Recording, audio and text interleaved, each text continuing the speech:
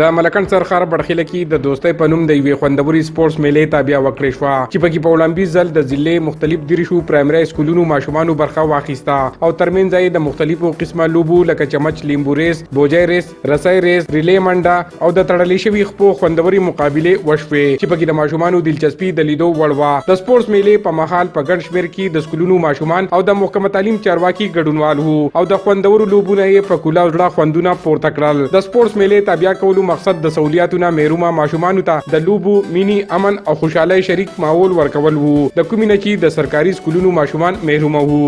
دا ایونت د هغه مقصد د پاره په دې کې زموږ سره قسم واړی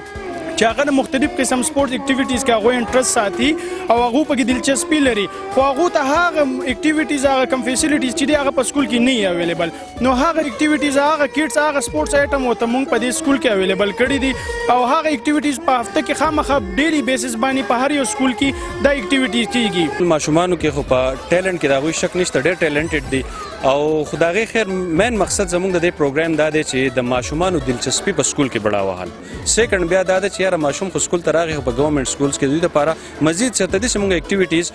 کولی شو چې د دوی دلچسپي چې د هغوی هغه ریګولر اټینډنسي د هغوی په سکول کې زړه لګي، هغوی په شوق سره او په مینه باندې خپل تعلیم حاصلولو راځي. د دارنګه سپورتس فیسټیوال تابع کولو سره د ماشومانو پټ صلاحیتونه راښکاره کیږي، کوم چې د امن، ترقۍ او خوشحالۍ ځانګړي بیلګې دي. د دستوري په مهال مشرانو میلمنو په کامیاب ماشومانو کې د حوصلې اوچتولو لپاره ټراپۍ، شیلډونه او نقد انعامونه وویشل. عمران دریاب، خیبر نیوز، بڑخیله، مالکن.